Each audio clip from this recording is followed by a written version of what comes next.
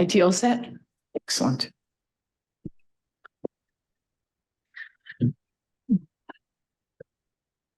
Good morning. Today we will be making history. This is the first meeting of the Peace Officers Standards Accountability Advisory Board in the history of California. My name is Joyce Dudley, and I'm the board chair.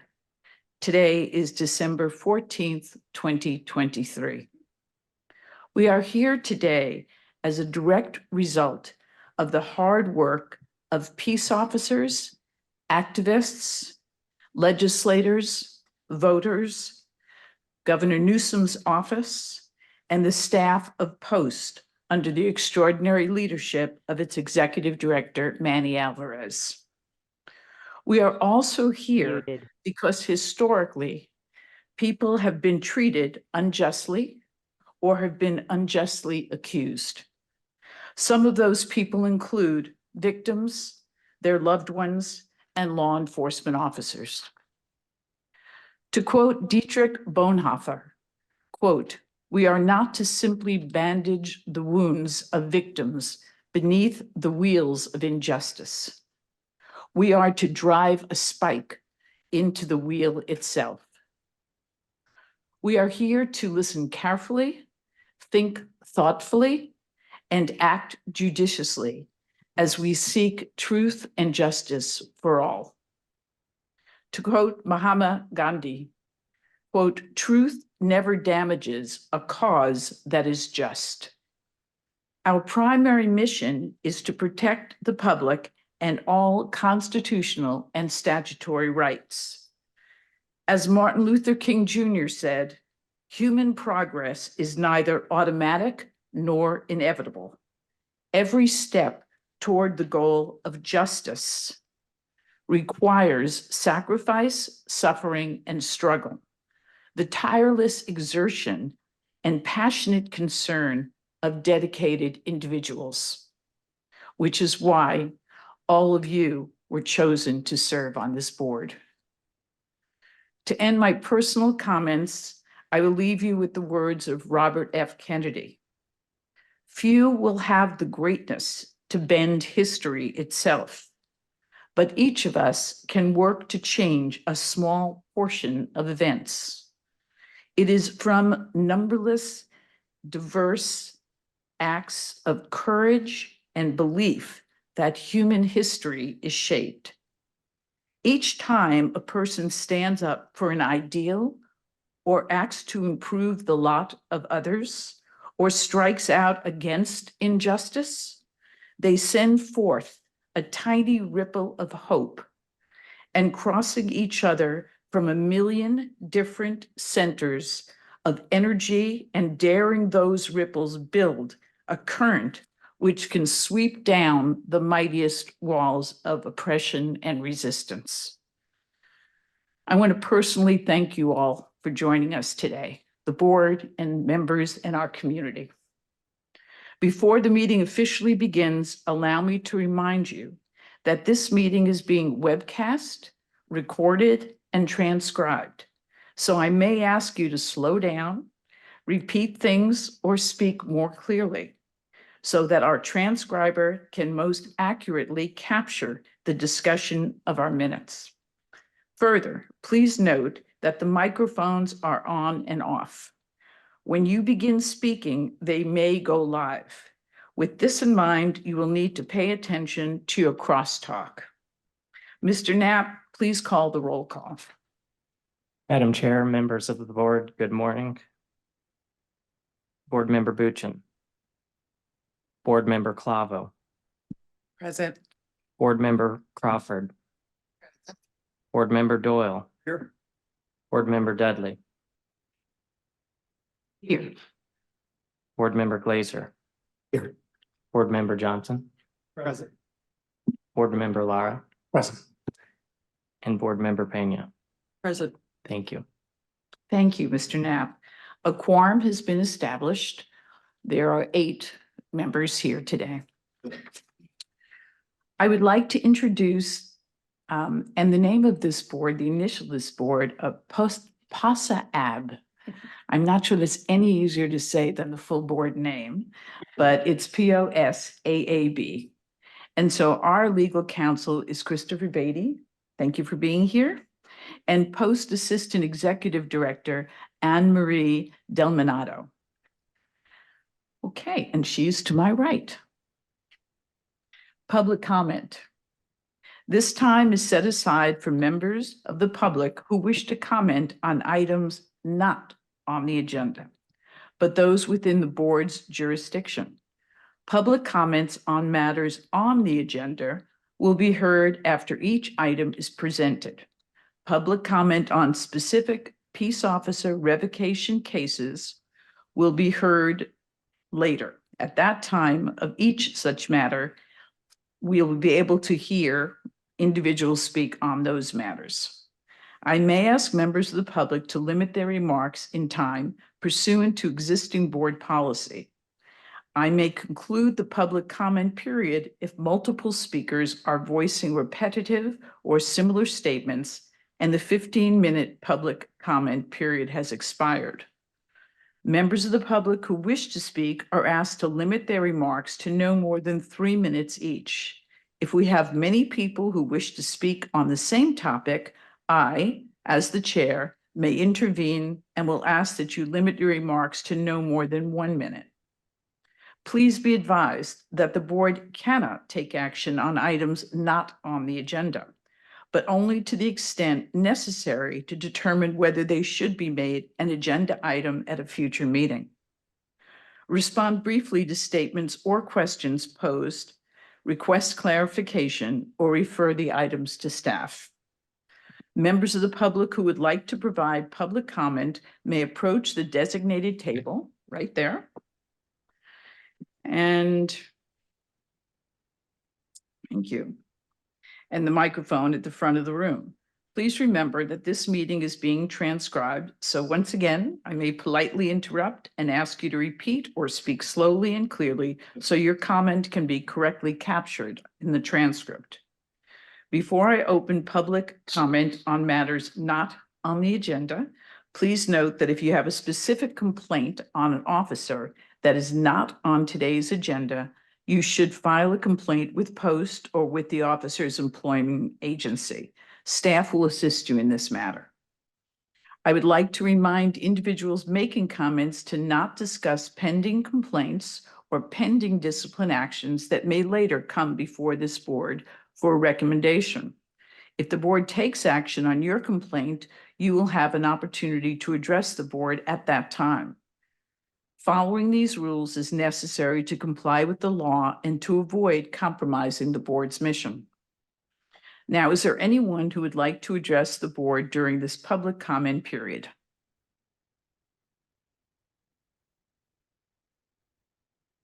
Seeing no one, we shall proceed. At this time, Assistant Executive Anne Marie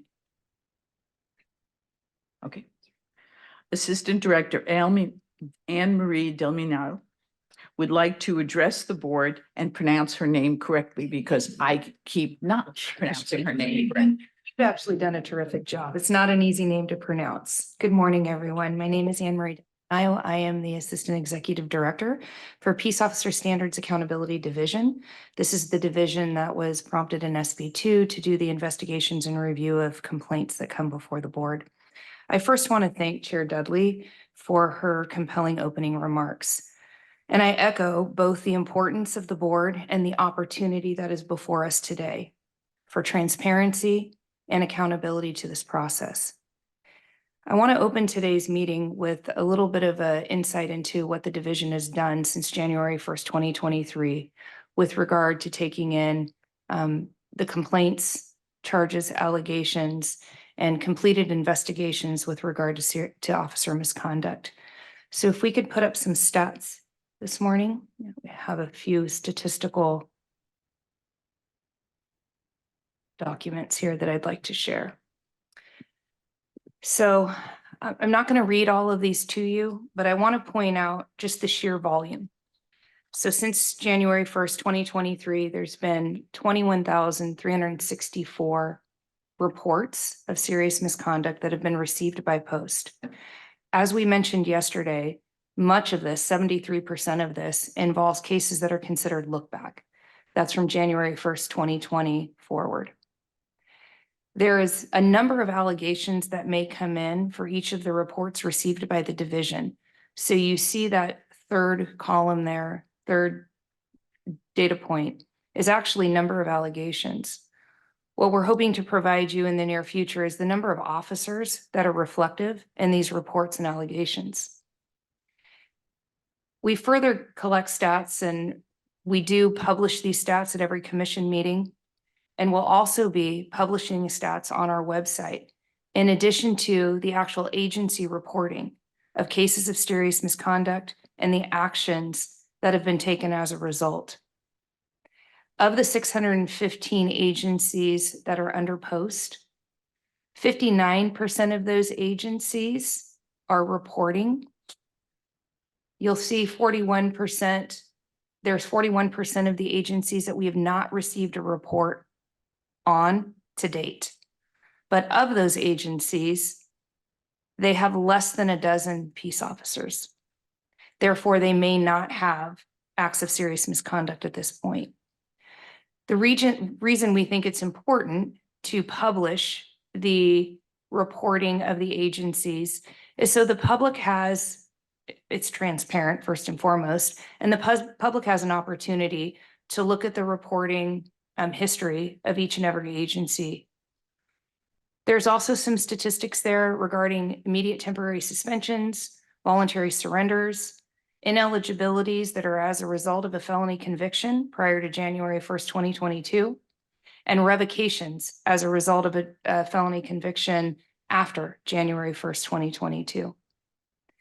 So I offer you this just as an insight and a picture of the volume of what the division is dealing with today in terms of investigations, review, and proceedings that will, at some point, they rise to the level of serious misconduct by clear and convincing evidence come before this board. Are there any questions on the statistics that I've presented before we move on? Oh, go ahead. All right. Just my question is with respect to the zero report agencies. Are they just not reporting, or is there a requirement that they report that they have zero events or zero cases? Thank you, Board Member Glazier. At this point, there is no mechanism by which post can enforce reporting. However, what we are doing is we are sending notices out to zero reporting agencies to request just that. Have you not had any reports of serious misconduct because you have a limited number of peace officers within your agency, or have you failed to submit a report that otherwise falls under SB 2? And so we will be reporting out on that as well. But thank you for your question. Any other questions from board members? Thank you, Anne Marie. At this time, I would like to call upon Bureau Chief Sarah Wallace to discuss the new business items. Good morning, Ms. Wallace. Good morning, Madam Chair and members of the board. Just before we go on, Anne Marie, is there any evidence that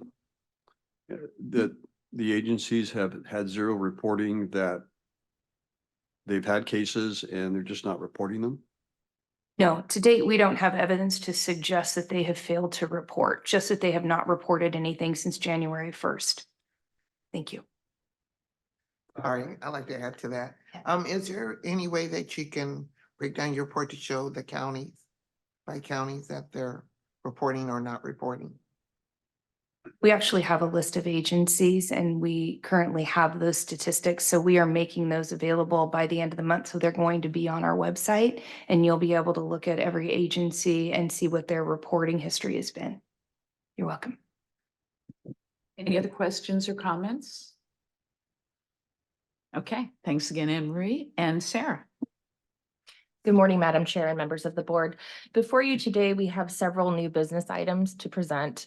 The first of which is a proposed regulation to adopt a conflict of interest code pursuant to Government Code Section 87300. This government code requires new state agencies to designate positions who make or participate in making decisions, who may have an economic or material impact on the decision-making process to adopt a conflict of interest code section. Today before you in your meeting materials, our legal counsel here at Post has drafted a proposed regulatory section to incorporate into Post regulations, which would effectively incorporate by reference the Fair Political Practices Commission's regulation relating to conflict of interest. This regulatory language is out for approval and review by the Fair Political Practices Commission. We are currently waiting for feedback. If the board would like to adopt this conflict of interest code section today, then we would move forward with a formal rulemaking process to post it for public comment for 45 days, and it would go through the Office of Administrative Law's review process. Today in your board meeting packet is the proposed language for consideration. Board members would also be required to file a statement of economic interests or Form 700 annually to declare any economic interests that would need to be sought out as part of the rulemaking process. We have our board counsel here today to answer any questions if there's anything, and I'm happy to answer questions as well. Do any board members have any questions or comments? Okay. Are there any members of the public that would like to address the board regarding this specific agenda item? Seeing no one, are there any questions from the board? If the board concurs, the appropriate action would be a motion to adopt the proposed policy for the board. Is there such a motion? I'll make that motion, Dora. Thank you. Is there a second? Second. All in favor? Aye. Any opposed? Seeing none? Any abstentions? Seeing none? The motion then is unanimous and the motion passes. Please go on, Ms. Wallace. Thank you. Next, we have a series of 4 proposed policy documents for the board's review and approval. The first of which is an administrative requirements policy that has been drafted. This administrative requirements policy reviews the board's responsibility to review cases of serious misconduct, outlines communication requirements, and outlines how to handle media requests, outlines the mandatory training requirements, the conflict of interest requirements, and the acceptance of gifts. I'd be happy to answer any questions. Do any board members have any questions? I'm going to do this about 5 more times so everyone starts to pick up the rhythm on this. Are there any members of the public who would like to address the board regarding this particular agenda item? Seeing none. Are there any questions? Yes. I have a question, actually. And this is on the media portion of it, that if a board member receives a media call, that we should promptly refer the caller to the post office public affairs. Is that a standard practice with boards to do that? Thank you. Yes, in our experience, that has been a standard practice with multiple departments across state agencies where all calls are referred to their Office of Public Affairs to handle the media requests. And I can tell you in the 6 years that I was chair of the commission, I followed that practice. So it is part of the general rules. Considering the position I hold in the county, I do media responses to current issues, sometimes involving law enforcement, wearing my other hat. Would that be a conflict? I I can know give, as long as I don't address anything that Post is currently working Right. on. I can give you an answer, but then I'm also going to turn to Okay, the real lawyer at the table. The answer would be not using the title of this committee and not mentioning the board member. But certainly we want you to go ahead and do the excellent work you've been doing. Counsel? I think that's right. And then not addressing current cases. So those are kind of the lines of demarcation that are significant and important to respect, but I think all board members are going to be encouraged to continue their work because that's why they're here. And so we do. so I guess you know, when you're speaking to the media, they like to try to loop in things. I would then contact you to let you know if they try to loop in something, because a lot of times I shut them down, But you grant an interview, so you're in control. okay. And Yes. certainly, please let us know. Thank you. Board Member Pina, did you have more you wanted to say on that? No. Okay. Any other comments, questions? Is there a motion? I'd like to I make a make a motion. motion. Oh, forgive me. Okay, thank you. A second? Second. Thank you. All in favor? Aye. Are there any opposed? Any abstentions? Okay, seeing none, then the motion is passed. On to the next policy, Ms. Wallace, which is the board meeting procedures. Yes, the next policy before the board is our board meeting procedures draft. This policy outlines all of the requirements for board meetings in accordance with the Bagley-Keene Open Meetings Act. It outlines the frequency of meeting requirements, attendance, communication, public participation, the notification of meetings, the use of electronic devices during meetings. And it also outlines a policy relating to the delegation to the chair to finalize any recommendations made by the board to move to the commission. I'd be happy to answer any questions. Are there any questions? Ms. Wallace, for the sake of the transcriber, I'm going to ask you to slow down just a little bit, but thank you so much. And is there any public comment on this item? Seeing none? If the board concurs, then it would be appropriate to ask for a motion on this point. Is there a motion? A second? All in favor? Aye. Any opposed? Any abstentions? Okay, motion, it's all unanimous and the motion passes. Sarah, on to the next one. The next policy outlines the general requirements for conduct and performance of board members. It includes general rules of conduct, including items relating to confidentiality and the board's primary mission. Again, I'd be happy to answer any questions. You. Are there any members of the public who wish to address this issue? Seeing none, are there any questions from the board? Okay. Is there a motion? Thank you. A second? Second. I'm going to ask the transcriber, would you like people to say their names when they make a motion? Okay, sure. Okay, so we very much appreciate the motion and the second, but if you could say motion by, give your last name, second by. Thank you so much. So we had a motion, we had a second. All those in favor? Aye. Any opposed? Any abstentions? Seeing none, the motion passes. Okay, Ms. Wallace, next. The last policy before the board today is in relation to travel and compensation. This policy establishes the standards for appropriate business and travel expenses, outlines the requirements for travel arrangements, travel claims, and provides the maximum reimbursement rates, which are now effective, new rates that will become effective on January 1st, 2024. I'd be happy to answer any questions. Questions?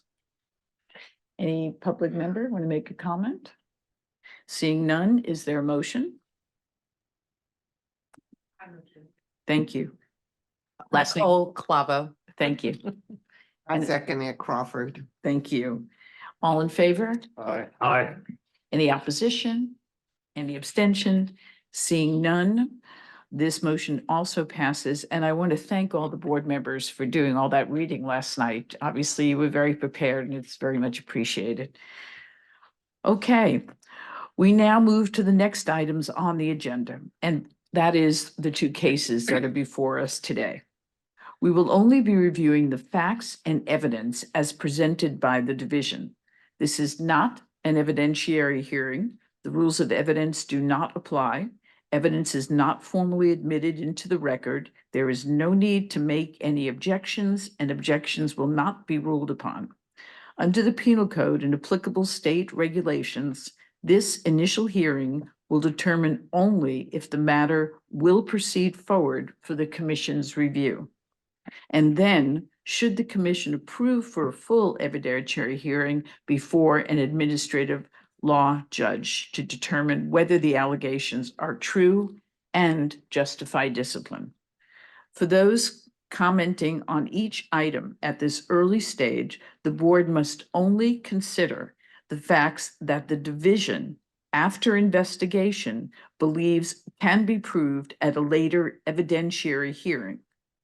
For that reason, today, the board will entertain arguments as to whether or not those facts as presented by the division demonstrate a high probability that serious misconduct as defined in Penal Code Section 13510.8 and Regulation 1205 occurred. This finding simply results in the matter being moved forward. No actions by the board or the commission prior to a full evidentiary hearing amount to a final determination that an officer did in fact engage in misconduct or that the revocation or suspension is mandated. That will be determined after the evidentiary hearing. At this time, I will now call upon law enforcement consultant Trevor Shields, Professional Conduct Southern Bureau, and Carrie Woolley, Attorney Level 3, Legal Affairs Bureau, to provide a report on case post 230-8479, Justin Raymond Ramirez, formerly of the Orange County Sheriff's Department. Thank you both.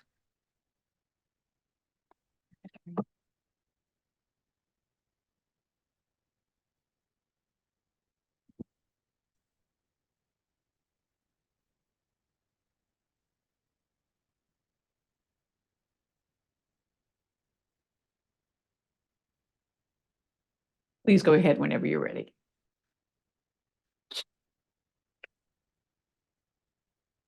Morning, Madam Chair, members of the board. My name is Trevor Shields. I'm a law enforcement consultant with Post's Professional Conduct Bureau, Southern Bureau, or Conduct Southern Bureau. Seated to my right, let you introduce yourself, Carrie. My name is Carrie Woolley. I'm an attorney 3 with the Legal Affairs Bureau for Post. This case does involve former Deputy Justin Ramirez of the Orange County Sheriff's Department. Deputy Ramirez was trained and assigned as a school resource officer. Like all peace officers, school resource officers are held to a higher standard of conduct. School resources act as teachers, counselors, role models, and protectors of our children. Deputy Ramirez violated his duty to protect the children by utilizing his personal cell phone to show 2 separate groups of 14-year-old freshman female students 2 videos and 2 photos that contained harmful matter as defined by California Penal Code 313A. If we could get it put up on the, actually, Thank you. The other one, yes. Is that not the penal The code? Next you slide, wanted? please. Next slide. Okay. It's the definition of harmful matter as according to the penal code. That's correct. Stand by.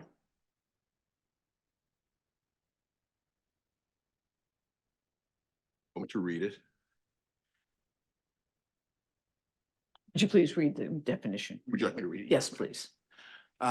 As used in this chapter, harmful matter means matter taken as a whole, which to the average person applying contemporary statewide standards appeals to the prudent interest and is a matter which taken as a whole depicts or describes in a patently offensive way sexual conduct and which taken as a whole lacks serious literary, artistic, political, or scientific value for minors.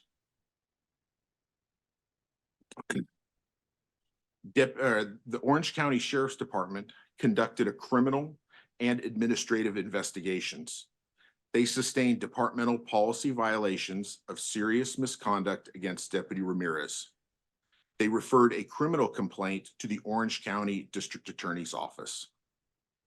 The Orange County District Attorney's Office filed 1 misdemeanor charge of 313.1A of the California Vehicle Code, which was distributing harmful matter to a minor. The following are facts to the serious misconduct charge of acts that violate the law. On September 2nd, 2022, Deputy Ramirez was on campus at Trabuco High School in Mission Viejo during the freshman lunch period. Deputy Ramirez knew or should have known the students around him were high school students under the age of 18.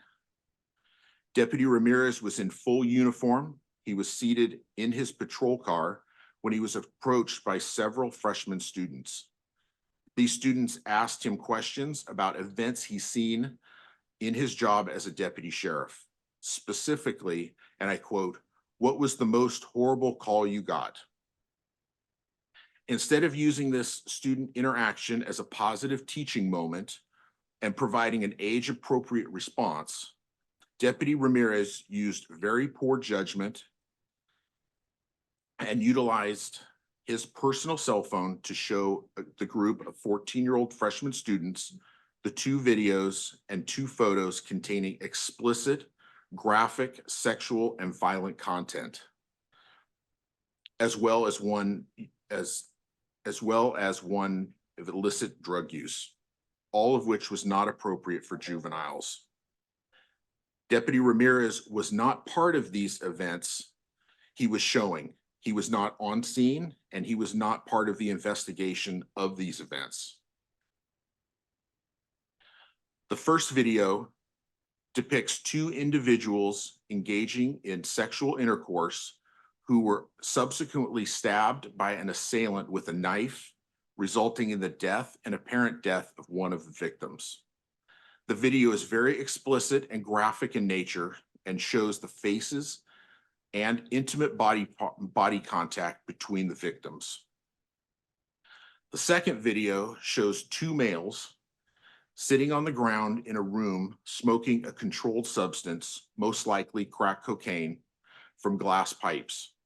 The males engaged in an explicit activity of blowing narcotic smoke into the intimate body part of another. The deputy also showed 2 students 2 photos. The first was of a deceased young female, similar age as the students. The female was laying in a roadway as a result of a traffic collision with a severe head injury. The second photo was taken in a hospital setting depicting a severe lacerations to a female's leg from the bite of a sheriff's canine. Deputy Ramirez repeated the act of showing these same videos and photos to a few minutes later to a new group of freshman female students. These students came over to him after hearing about the videos and photos from the first group of students. Each student had a different reaction to being shown these images. One student stated she will never forget the image of a, quote, "a 17-year-old girl on the street. There was a gash and her brains were coming out." Later, that same student said, I quote, that's actually somebody dying in front of my face." One of the students was disturbed enough to share what she saw with her mother, who turned around and called the Orange County Sheriff's Department to report the incident, which led to this investigation. The Orange County Sheriff's Department investigation, or during the Orange County Sheriff's Department's investigation, Deputy Ramirez resigned from the Sheriff's Department on December 14th, 2022, prior to his administrative interview, and has not provided a statement. On the PowerPoint is the definition of the criminal charge he was charged with. Madam Chair, would you like me to read the law? Or okay. California Penal Code 313.1A. Every person who, with knowledge that a person is a minor or fails to exercise reasonable care in ascertaining the true age of a minor, knowingly sells, rents, distributes, sends, causes to be sent, exhibits, or offers to distribute or exhibit by any means, including but not limited to live or recorded phone messages, any harmful matter to the minor shall be punished as specified in section 313.4. On April 25th of this year, Deputy Ramirez appeared in Orange County Superior Court on one misdemeanor count of this section of 313.1A. Despite opposition from the Orange County District Attorney's Office, the court granted Deputy Ramirez a misdemeanor pretrial diversion under Penal Code Section 1001.95. As part of that agreement, Deputy Ramirez agreed to commit no new misdemeanor or felony crimes, performed 40 hours of community service, complete sensitivity training, comply with the stay-away order, and pay a diversion restitution fee. Information obtained during this investigation was analyzed by the clear and convincing evidence standard. For purposes of this investigation, clear and convincing evidence means evidence of a charge is clear and convincing so long as there is a high probability that the charge is true. The evidence need not establish a fact beyond a reasonable doubt. As a school resource officer, Deputy Ramirez was entrusted with an extremely high level of public trust in the community, namely the safety and protection of the community's youth. He received training from his agency as a school resource officer. Deputy Ramirez's actions were egregious and repeated. They were inconsistent with the obligation as a peace officer to uphold the law and respect the rights of members of the public. Deputy Ramirez not only violated the penal code, but showed his lack of judgment and disregard for his assignment as a deputy and a school resource officer. Deputy Ramirez should have acted as a role model for these students, not exposing them to explicit, graphic, and violent material. He chose to show this inappropriate material not once, but twice to two separate groups of 14-year-old female students while in uniform and sitting in a marked patrol vehicle at a high school. Based on the facts of this case, as described here and in the investigative summary and findings, there is clear and convincing evidence that Deputy Ramirez committed acts that violate the law defined in Penal Code Section 13510.8 B6. Therefore, the recommendation is that Deputy Ramirez's peace officer certificate be revoked. If the board has any questions, Carrie and I would be happy to answer them at this time. I know all of you have reviewed the documentary evidence that was sent to you, and all of you have seen the videos that have been described as well as the photographs. So do any of you have any additional questions or comments? I have one question, and then I'll be calling upon Board Member Doyle. Perhaps I misunderstood this, but when the parent of the daughter who explained to her what happened at school, that alleged victim, then after her daughter told her what happened, that parent then called 911 or the sheriff's department. And was it true, in fact, that the responding officer was Officer Ramirez? Yes, it was. So he interviewed the child who he in fact showed this photo to. Briefly, yes. Okay. And then at some point he came to realize that it was in fact he who she was describing. That's correct. Okay. And then another officer came in. He contacted his supervisor who came to the scene. Okay. So there was a period of time, moments, I don't know, where he, in addition to showing the photographs and the videos, where he then took a report about his own behavior. Correct. Okay. And about how long was that?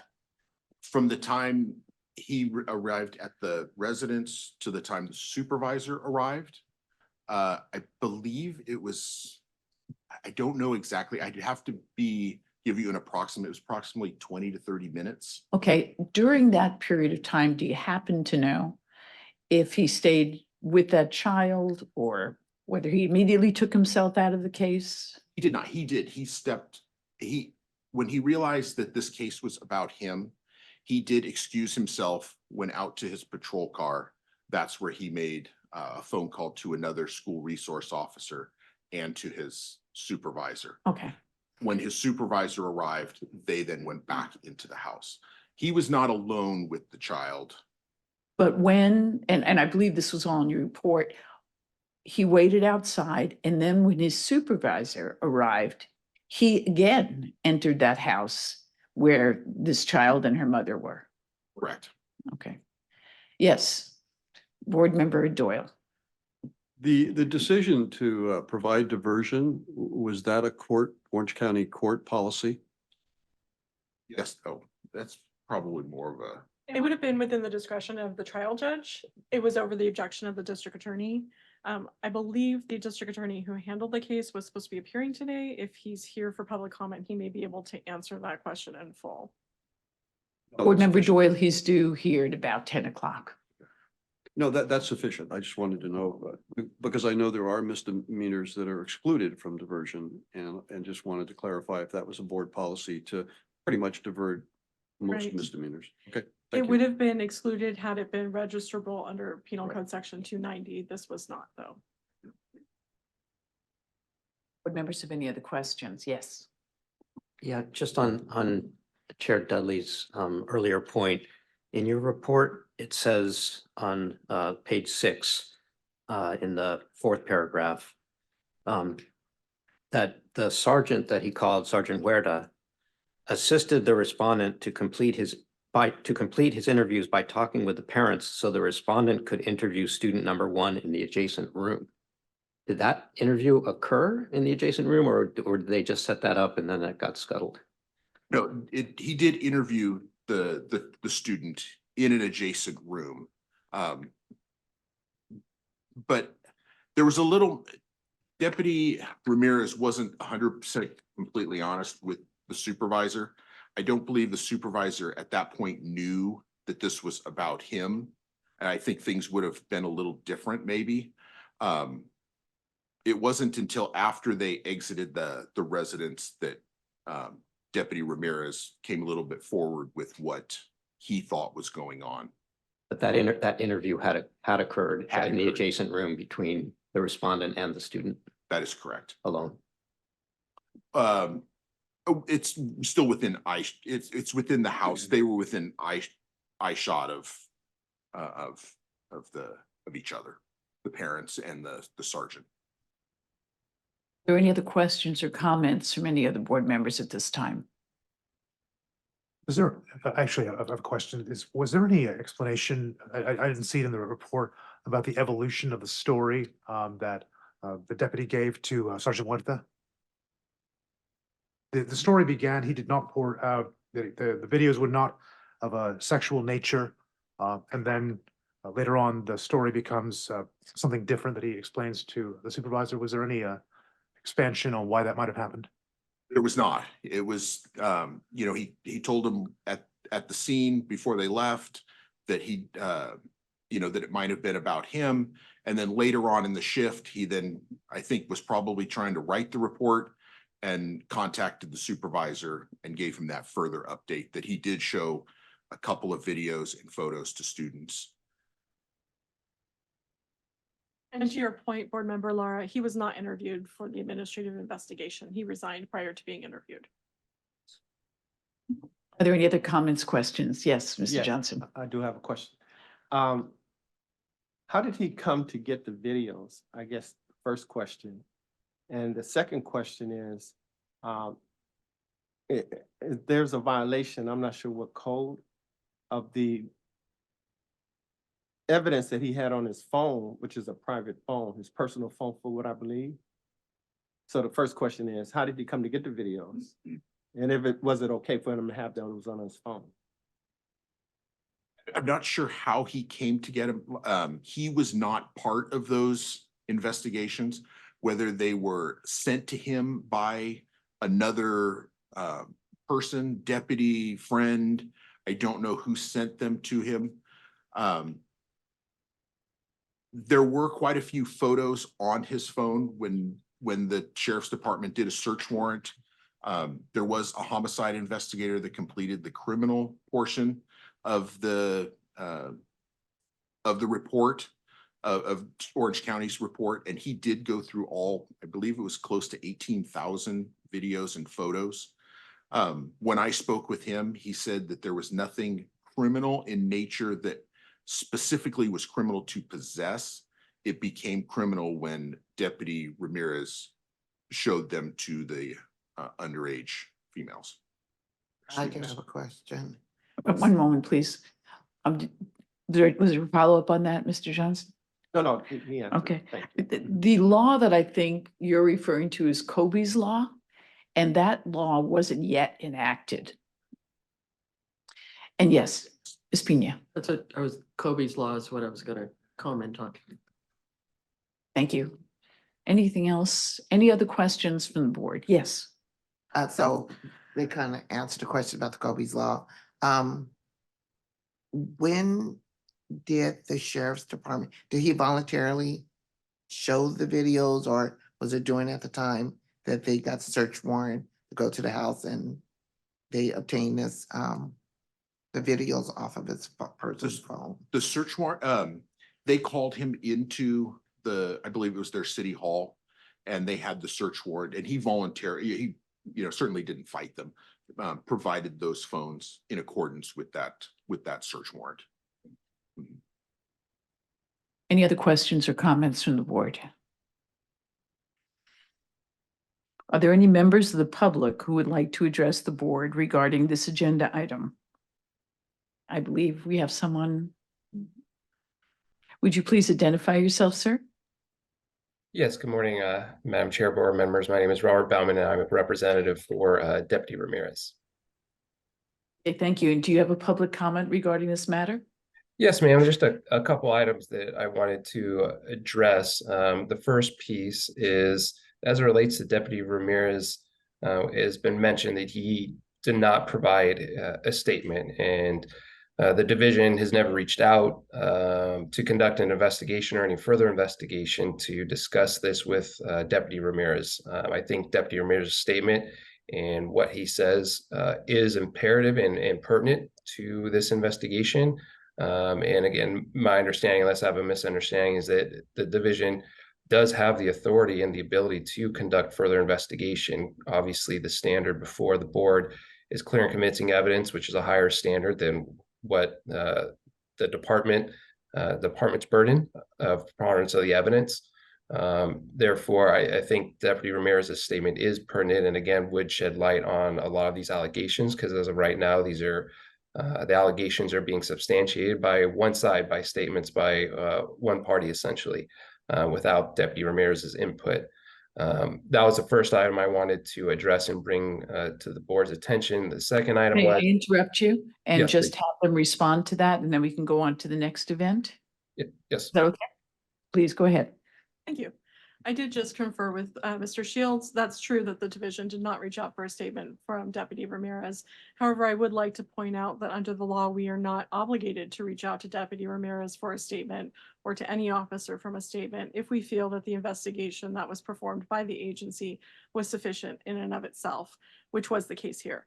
We had the evidence from Deputy Ramirez's phones that corroborated, the victim's statements. We also had the evidence from Deputy Ramirez's statements to the other officer that was on his body-worn camera footage, where he indicated and admitted to the other officer that he in fact did show these videos to those children at the high school. So we felt that the investigation was complete and did not require further statements or investigation on our part. Thank you. And please, you can either respond or go on to your next item.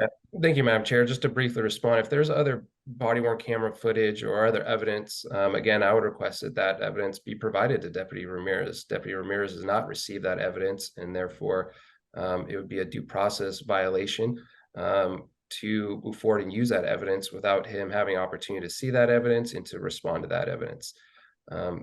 So to move on, the second and last item I want to address as well, Madam Chair, is in the evidence provided by Post in their investigation summary, talking about the criminal case and the criminal investigation against Deputy Ramirez. In page 3 of 14, it specifically states that Deputy Ramirez pled guilty, and that is 100% incorrect. Deputy Ramirez has never pled guilty to the misdemeanor. And in fact, if you pull up the court status of the case, it clearly states that he pled not guilty to the misdemeanor allegation against him. So I want to bring that to the board's attention as well, that the document provided by Post is clearly false and misleading as it relates to that point. And further, Deputy Ramirez, and again, I'm just making the representation based on his representation, because I do not represent Deputy Ramirez in the criminal matter, is that he anticipates that the case will be dismissed come April, his next court date. So I think that is important clarification for the board, considering it is mentioned in the Post investigation summary, and it is inaccurate. He did in fact accept diversion as a result of this charge. Is that correct? Yes, that is correct, Madam Chair. Okay. Counsel, did you want to respond? I would, thank you. That is correct that our investigative summary and findings is factually inaccurate. I would not say it's false and misleading. Deputy Ramirez did accept a diversion deal, which requires that he agree to some terms with the court, and that he actually perform those terms in order for his case to be dismissed. But as counsel should be aware, under Penal Code Section 1001.97, even though his case would be dismissed, if he applies for another position as a peace officer, he would still have to disclose this arrest and the fact that he was given diversion. It would not be wiped clean from his slate. Thank you. Counsel, is there anything else? Nope, nothing further, Madam Chair. Thank you. Thank you. I will accept some more questions and comments from the board. Let me first ask, is there any other public member who would like to respond to this? What we'll do, just so everyone's aware of procedurally what will happen now, is I'll entertain any other questions and comments from the board. Then we'll take a break. And I believe at that point, there may be another person who wants to make public comment. So now back to the board. Board Member Doyle. I have a question. I just assumed from the documents that we got that Ramirez refused to give a statement. And so I'm sort of concerned because having experience, you would never not interview the subject of an investigation just because all of the other evidence was overwhelming.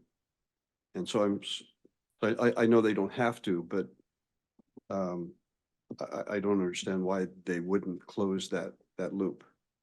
It's discretionary on the division whether or not to interview the subject officer.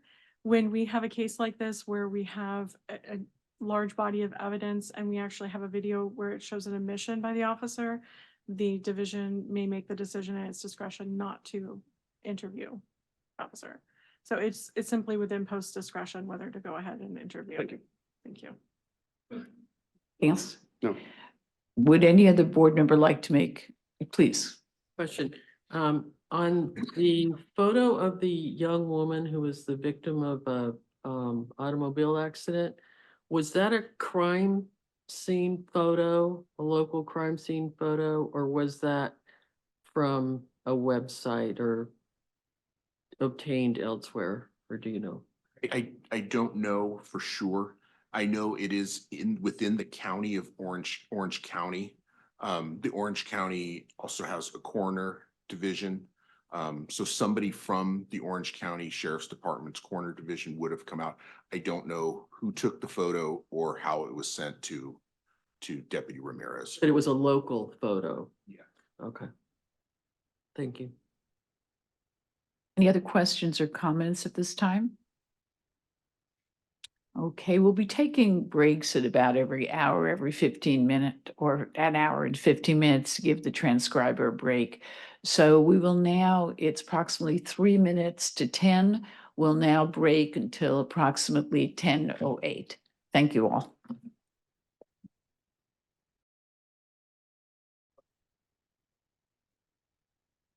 Okay. This is my granddaughter's favorite part of my job. Having banged the gravel, we are back on. And at this time, I'll ask again, is there anyone in the audience who would like to make a public statement? Yes, no one else. Please, come on up. And please state your name and your agency if you'd like. Yeah, I sit. Sure, please sit. Good morning, everyone. My name is Matthew Bradbury. I appreciate you all opening this to public comment. Appreciate you opening. Comment. There we go. Like I said, my name is Matthew Bradbury. I'm a deputy district attorney in Orange County, and I'm the deputy DA who filed the criminal charges against Mr. Ramirez earlier this year. So I'll be brief because I know that a lot has been said already. We do have the criminal case. The criminal case is in diversion. Just to kind of hammer home some of the major points that we felt made it necessary to file criminal charges here. Mr. Ramirez was working as a deputy sheriff. He was on campus at a high school in South Orange County. Some high school girls, teenagers approached him, and I think they thought it was just kind of a friendly, casual conversation. He showed them videos and photographs that were extremely inappropriate.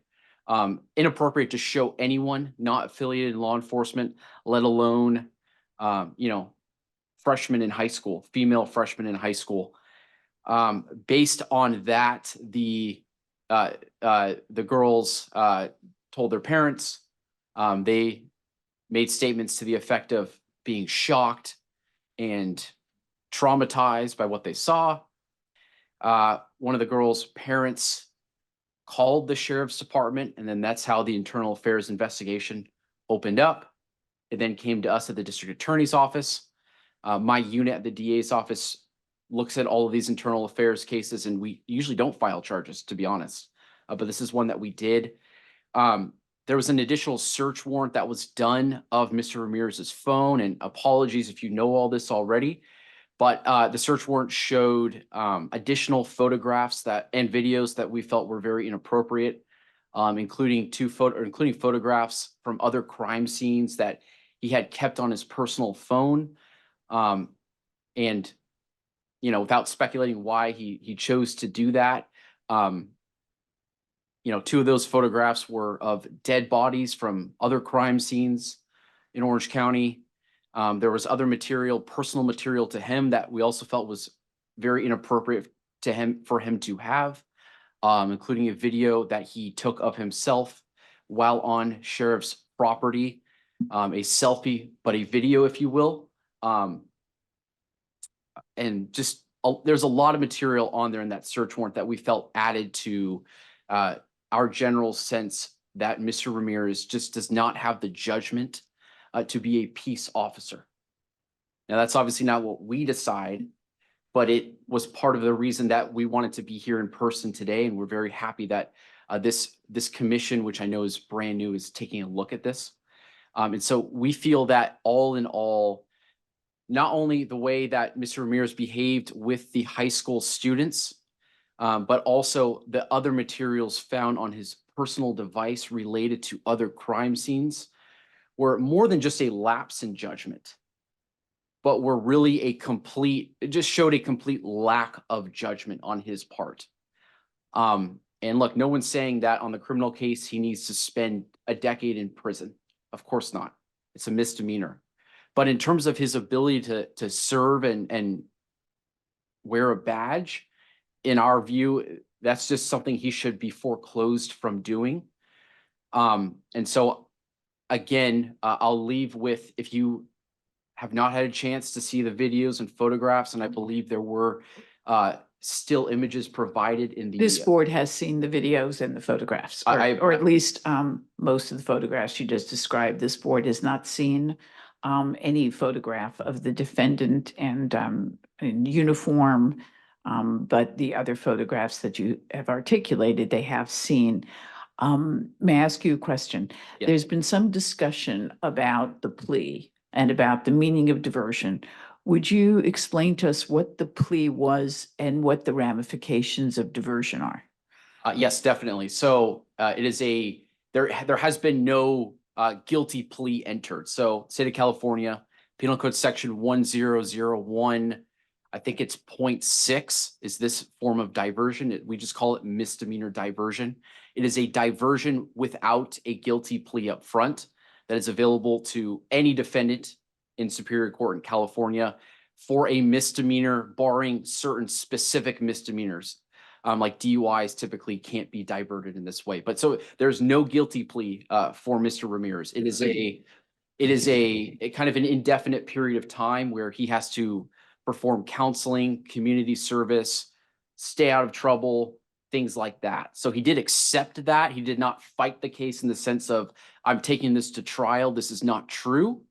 Okay, but at the same time, he has not pled guilty. Okay. And it would lead, just sorry, quickly, it would lead to a dismissal if he were to abide by all those terms to stay out of trouble on the criminal case. It could take a year or two, essentially, at most.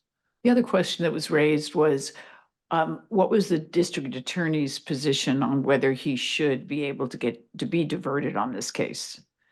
We objected to diversion pretty vehemently, actually. We not only objected to diversion, we also filed a motion to reconsider and actually went back to the same court. So we objected to diversion, again, based on the reasons I've outlined. Okay, thank you. Let me just talk to the other board members, see if they have any questions or comments. Any other board member have any questions? Yes, please. Yeah, just a simple question. If he were to be found to have violated the conditions of his diversion, what would happen subsequently? That would reinstate the criminal case, and then we would be back in an open active criminal case. So at that point, it would have to go to, he could fight it, go to trial, or he could plead guilty and resolve it, but that would end his diversion. But that would not mean an automatic conviction, if that's kind of what you're getting at. Any other questions or comments from the board? Mr. Johnson? Yes. He resigned. Did he give a statement on why?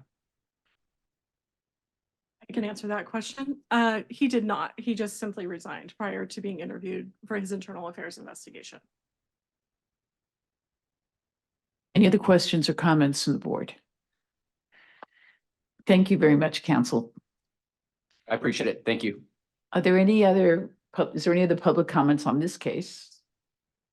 Okay, with that said, at this time, the meeting will adjourn into closed session for deliberations on this case. As some of the case material is graphic and explicit in nature, and you've all heard about that, unredacted versions that will be shown to the board if they request it in closed session now, because the public's interest served by not publicly disclosing the unredacted version clearly outweighs the public's interest in disclosure of the full unredacted versions. The board will now exit this room and go to the left, I believe, and view closed session material in secure room, and then come back again for regular discussion. And we should be coming back shortly. I'm not sure what that means because I need to hear from the board members. Thank you.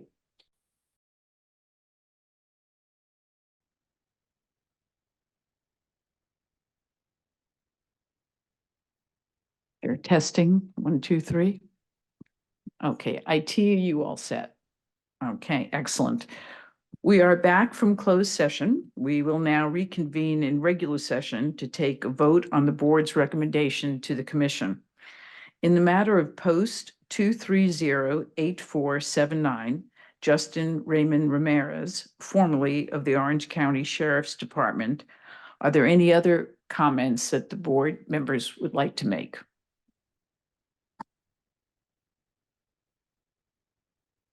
Hearing none, Is there a motion to make a recommendation to the commission on this matter? And what is that motion? Okay, there is a motion to decertify Mr. Ramirez. Is there a second? A second. Okay. We will now take a roll call as to each member of the board articulating their decision. Mr. Knapp. Please call the roll call vote. Board Member Buchan, absent. Board Member Clavo.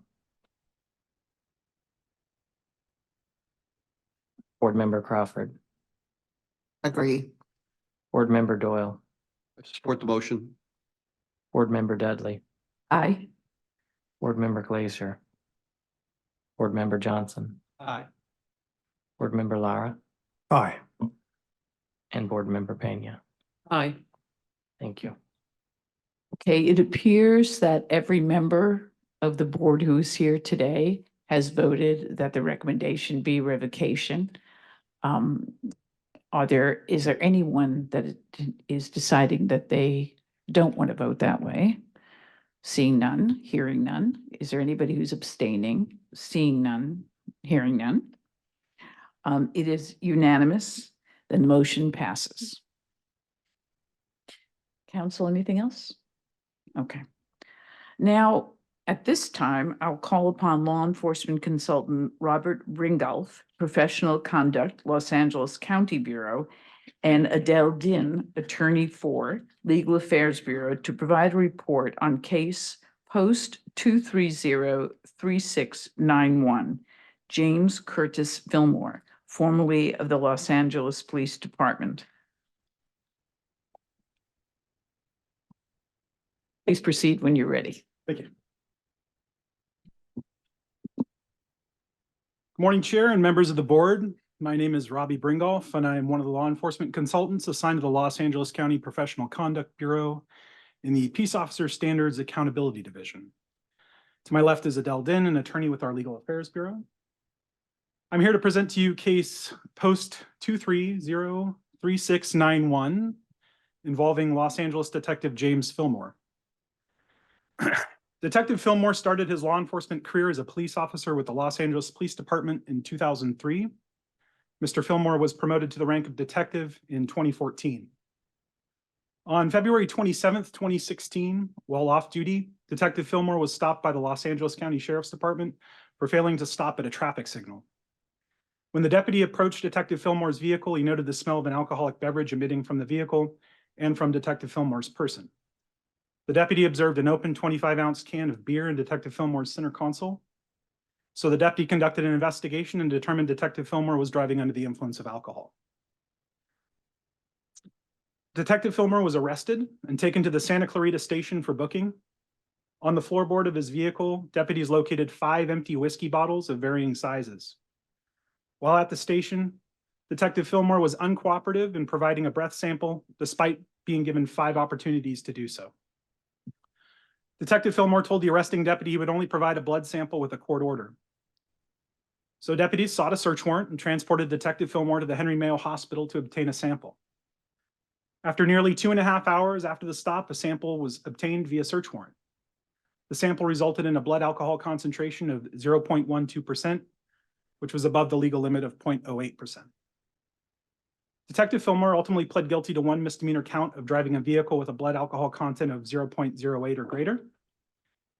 In that plea, Detective Fillmore was ordered to complete 3 years of summary probation. His driver's license was suspended, and he was fined $390. Detective Fillmore was also ordered to complete a 6-month alcohol education program. The Los Angeles Police Department suspended Detective Fillmore for 10 days, and in August of 2017, he signed a settlement agreement with the Los Angeles Police Department expressly stating he would abstain from using alcohol for a period of 4 years.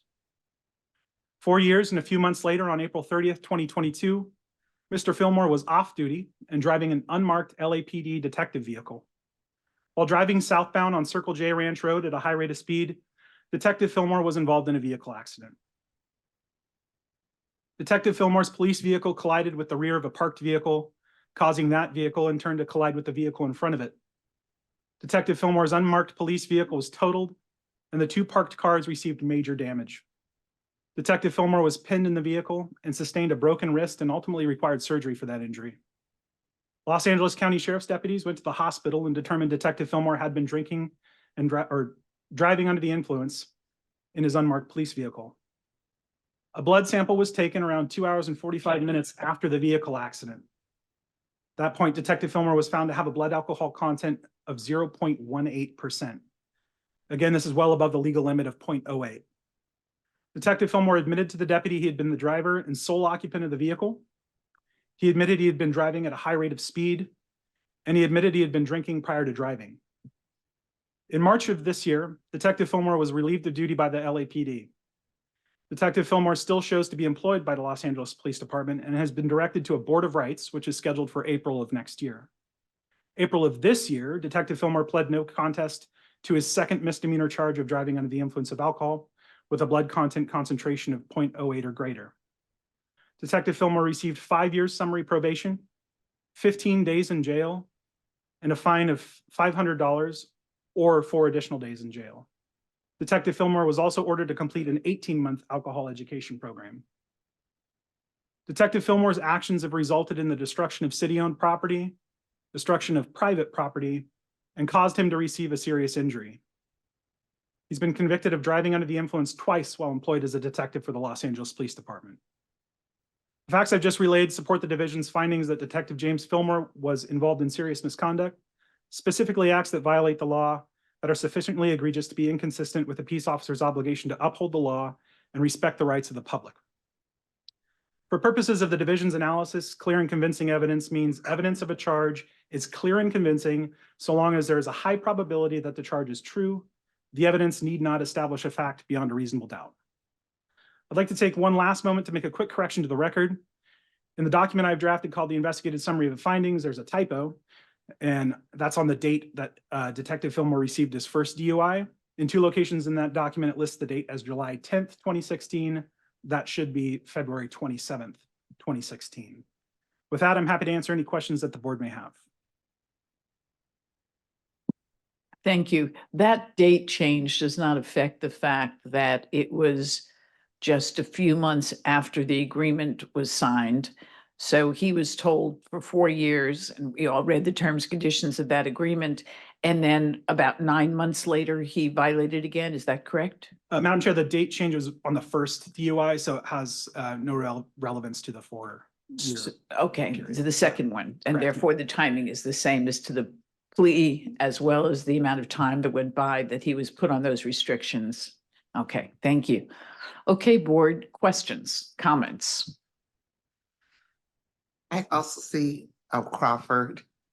I also see that he was charged for fast driving under the influence. Was he charged with it, or? I believe he was charged with it, but he did not, that was not part of his plea. That's not part of his plea. So, and the courts found him guilty or not guilty? He pled no contest. And no contest on him, okay. Okay, and you said he received 15 days, 5 years, and 18 months for the second DUI, correct? So he received 5 years of summary probation, Okay, 15 days in jail, and then he had a fine. And then there was an 18-month alcohol education program that was also part of that plea. and I assume his license was suspended, correct? That's correct. How long was his license suspended? That I don't know. Okay.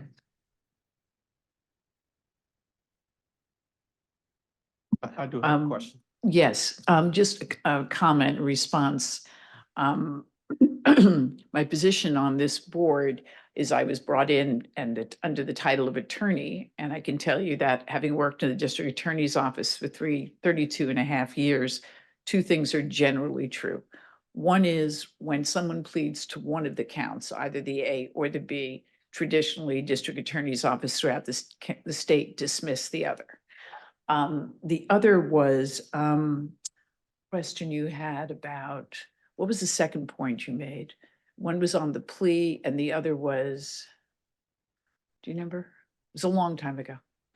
Okay. No, I reiterated what the second DUI, what he received, and then I asked about his license being Right. revoked. and he Restrict- said it Okay, couldn't. there was another point, but it's not significant, but I wanted to at least respond from my history. Yes, more comments or questions? Laura, just on page 127 of the materials that were put together for us, I see that there's a paragraph that talks about the embarrassment and contrition displayed by the officer, the detective, forgive me. And I had some questions. So was there any, do you know anything about the personal issues that were discussed that led to his behavior?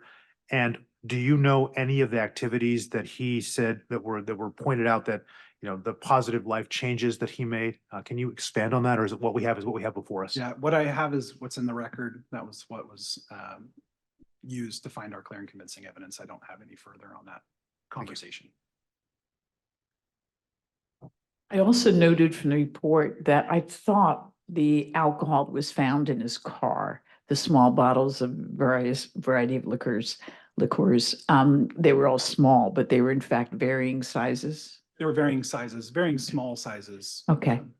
And those bottles of alcohol bottles of alcohol like those were found during both arrests? No, just during the first. Just the arrest. primary one? That's Okay, correct. thank you. Yes. Like, Glazer, in the report, it says that he was driving his vehicle at a high rate of speed. Do you have any more specific information on that? I gather that that was based on the impact with the other vehicles, but do we know anything more about his driving? No, sir. It is a 25-mile-per-hour zone where he got in an accident and he totaled his vehicle. I don't know how high a speed he was driving, and I don't know that that was ever determined. It was high enough for him to total his vehicle and cause two other vehicles to sustain major damage. That's all I have at that point.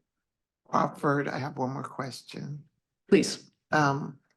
You said, I mean, well, in the report, it states, no, you didn't say, but in the report that he was driving an unmarked, Detective's car. detective's car. What is the policy as far as detectives taking cars home, or do they keep them at home, or is there any reason other than outside of work that sometimes that they do drive the cars? Yeah, I want to be careful not to speak to any of the policies of the Okay. PD. Those weren't necessarily used to find and determine clear and convincing evidence in this point. I can tell you that it's never been that ambiguous that driving under the influence of alcohol in a police car is you know, not an appropriate. I was trying to use. get his mindset. Yeah, not sure, but yeah, that's never been a question as far as I know. But fair to say, there was nothing in your reports that indicated that him taking that car that evening and driving an unmarked car was a problem. That's correct. There was nothing in my report. The problem was that he was under the influence of alcohol. That's correct. Okay. And the other, But it does say in the report that he did not have permission to be driving the city vehicle at the time of the accident. That's what I was going to point out too. He was not on call, and so he was not supposed to be driving the city car. There was not clear and convincing evidence to establish that fact. So Well, that was a not the statement. argument, but it's in No, the sir. report. There's by LAPD that they interviewed Yeah, people correct. who shared that car, and he was not supposed to drive it. Yeah, we were able to establish that he was off duty when it happened. Whether he had permission to drive that vehicle is, we don't have clear and convincing I evidence. think as a former sheriff, you're very aware when you can take that kind of vehicle, and perhaps LA has different rules and regulations than your department did. I But read it. made that statement, yeah, it's- I it's saw in- that. Yeah, so. I think, if I can ask too also, the Johnson, by the way. I remember reading that he also tried to, I guess I can use the word bribe the arresting officer to not allow this to be known that he was arrested and had this level of alcohol in his system. One of the allegations from the agency was that he tried to use his official position to gain favor after his arrest. To what extent that happened, I'm not certain. the facts that we used in this case to show an egregious act had occurred was the fact that we have factually have a repeated act. We have 2 DUIs. We have an officer who was driving a police vehicle under the influence of alcohol. 2 hours and 45 minutes or thereabouts after after the accident, his blood sample was taken and returned at 0.18%, which is over 200% more than the legal limit. The fact that he caused an injury to himself, the fact that he damaged city-owned property, the fact that he damaged 2 separate people's vehicles. This was in a residential area. Those are the things that we're using to help establish the egregious nature of this particular act. There are the other parts that you bring up about the question as to whether he had permission to drive the vehicle, the question as to how he tried to gain favor to, maybe get a lesser charge or something to that effect. That's unclear with the record we were provided during investigation.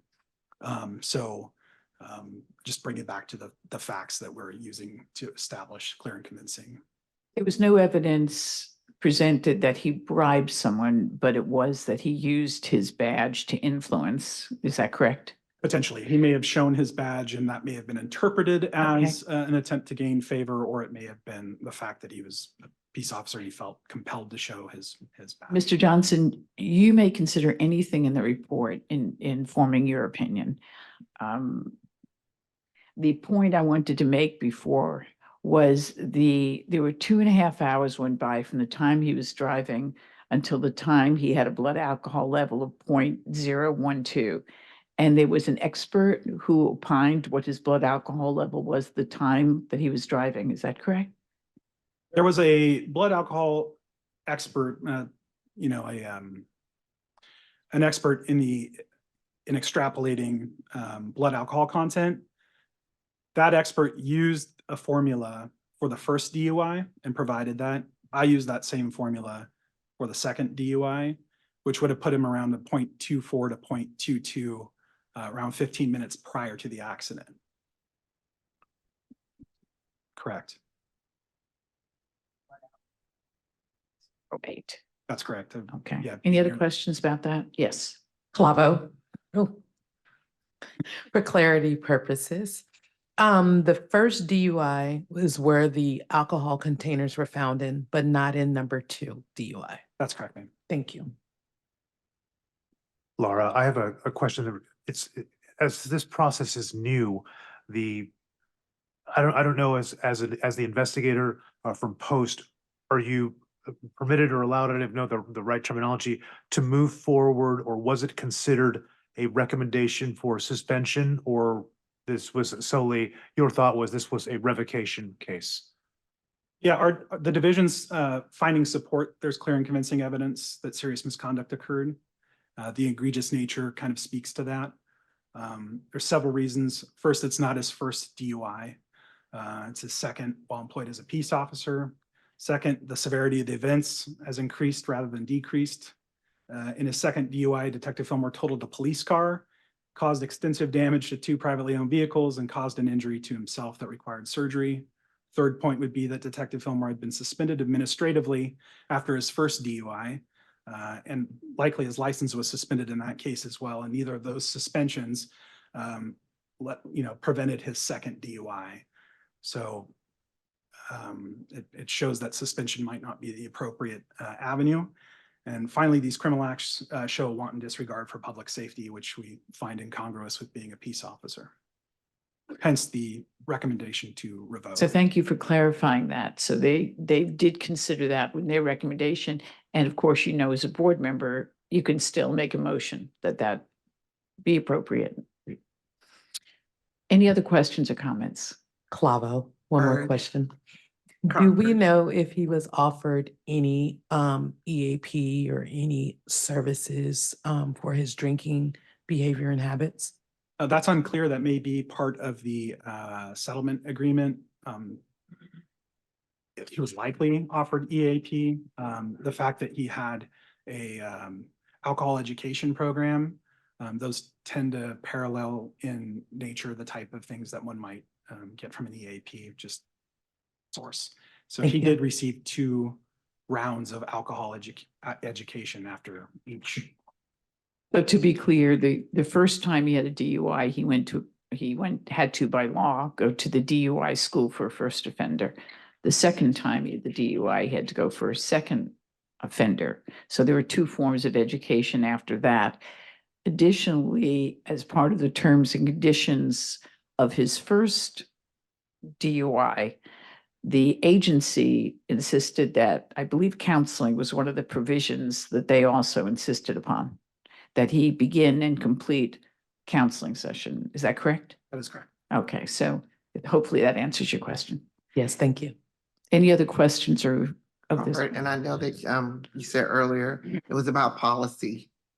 That's, yeah, that I'm interested in seeing, and maybe we'll do that in closed section, the policy of, now Let me maybe, suggest to you, we don't have to go into closed session, or we can go into closed session with this case. The first case, the primary reason we went into closed session was because the nature of the videos. So there is a provision that would allow us to go into closed session for the deliberation process, or we could stay out here. Please go on. so, and maybe this is to my attorney, Christopher. I'm interested in seeing the policy of each, a post regarding officers and the misconduct, and also the policy of, the station, former DOD, generally, if you get like a first DUI, you don't get a second option. And so maybe somewhere within the body of the policy, I don't know what it may read, 1, 2, or 3 offenses. I could speak to Post. Post wouldn't have a policy on something like that. Okay. The agency may or may not. Do you happen to know if the agency, if there was a policy on what would happen in first or second offenses on DUIs? No, ma'am. Colloquially, it's referred to as the bail schedule, right? With punishment imposed by a organization. That bail schedule changes from organization to organization, and I think it's taken on a case-by-case basis. What I can say in this case is that Detective Fillmore was relieved of duty, and he was ordered to a Board of Rights, which happens next year in April. So the suggested outcome is termination. He's been like de facto terminated, waiting for his Board of Rights. So. Any other questions? Just in my experience, I don't even know if the Police Officer Bill of Rights would agree to this, but we've never had a chart of what you get for different disciplines. I mean, there's the unwritten. For instance, in my agency, the first DUI was 5 days. The second was termination. Unfortunately, I never had to do the second, but I kind of think, and maybe Toby or Christopher, no, I don't think the Police Officer Bill of Rights would allow you to have like a matrix that if you did this, this is what you get. I mean, because each case is supposed to be dealt with individually. Would you like Mr. Darden to approach and you can ask him? Excuse me? Would you like Mr. Darden to approach and you can ask him that question? No. Okay. Any other questions or comments? Any questions for the attorney? Okay, very much.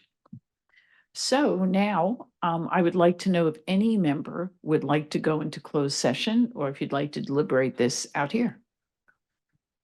I'm sorry, what? Public comment. Oh, I'm sorry. I completely forgot public comment. So is there someone who would like to make public comment? Thank you. Good morning, and it's up to you if you'd like to introduce yourself.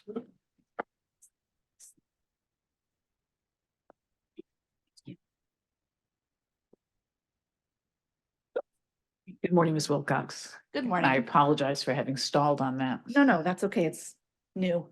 We're all learning. I'm Leslie Wilcox. I am a union attorney for the Los Angeles Police Protective League, and I represent Detective Fillmore in this post SB2 matter with POSAB. I would like to address a couple of issues that the board has asked questions about. I may be slightly more familiar with that process. I would like Mr. Johnson for you to know that LAPD policy requires all of their employees to identify themselves as an officer or an employee of the Los Angeles Police Department anytime they are contacted by another law enforcement agency, which I think the law enforcement consultant that presentation of their identification sometimes can be misinterpreted. That is definitely something that Detective Fillmore is disputing, just so that you're aware of the department's policy requiring that.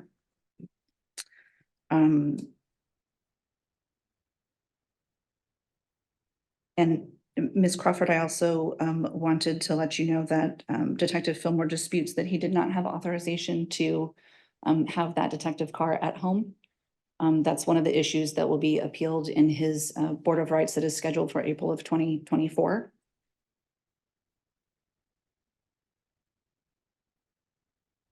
Regarding the discipline matrix, LAPD does have a penalty guideline that gives guidance to both their command staff in reaching a decision for proposed discipline in any of their cases for allegations of misconduct. And then once it is appealed either to a civilian or a sworn board for the Board of Rights, they are also given that penalty guideline, and it ranges anywhere from an official reprimand, which is a written penalty, with guidelines for suspension days all the way up to termination for various different categories of allegations of misconduct. And there would be a specific guideline for driving under the influence in this particular case, just so that you're aware of that. Someone asked what led to this. Detective Fillmore was in the process of dealing with 3 open homicide cases, had 3 people that he was searching for murder warrants. That's the reason he had the take-home car.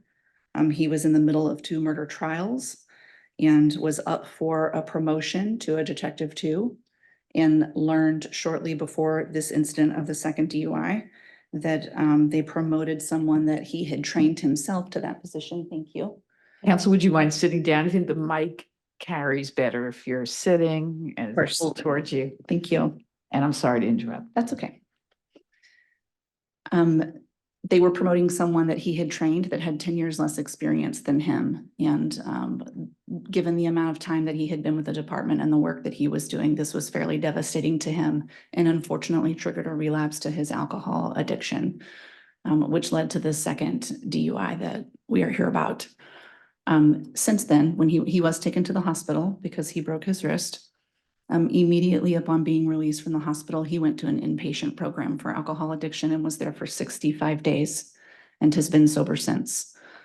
So I wanted to make sure the board was aware that he had addressed this situation in a different manner than had been addressed in 2016, and has been successful in maintaining his sobriety as a result of that intensive outpatient program that he went to straight from the hospital.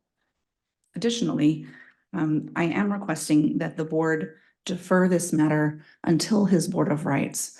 My understanding from the Post website is that if there is an appeal from the proposed discipline, that the board will wait until that discipline has become final before it moves forward with its own process. And in this case, the final discipline is not until a Board of Rights, in Detective Fillmore's case, makes a decision about the final discipline, and then the chief of police signs off on that decision. And that will be, I believe, on April 3rd. He has 3 days scheduled. So I'm requesting that this either be continued or deferred until a date after that, before this particular board makes its decision about whether or not to go forward with a suspension or a revocation, mainly because there will be a significant amount of evidence that will come out that may address some of this board's questions. But it is a de novo hearing, which involves multiple witnesses, cross-examination, closing argument, all of the body-worn video evidence from the agency that arrested Detective Fillmore. So it is a very extensive process that can shed some light about some of the questions that this board has raised today, And I think it would be most efficient if this board would defer that until his final discipline has been imposed, so that you have more detailed answers than the investigative summary that's been provided to you at this point.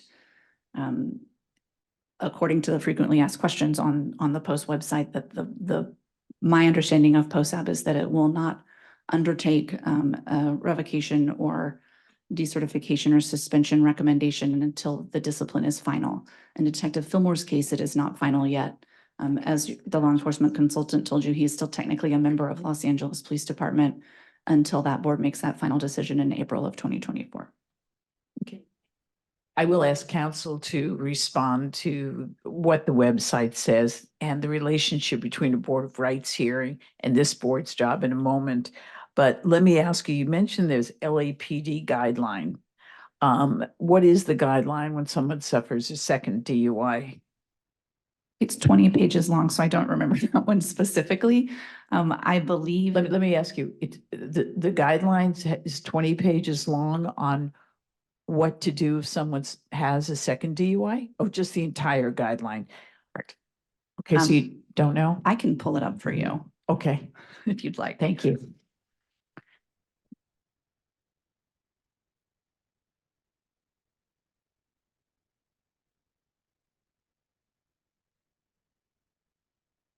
One Sure, moment, take please. your time.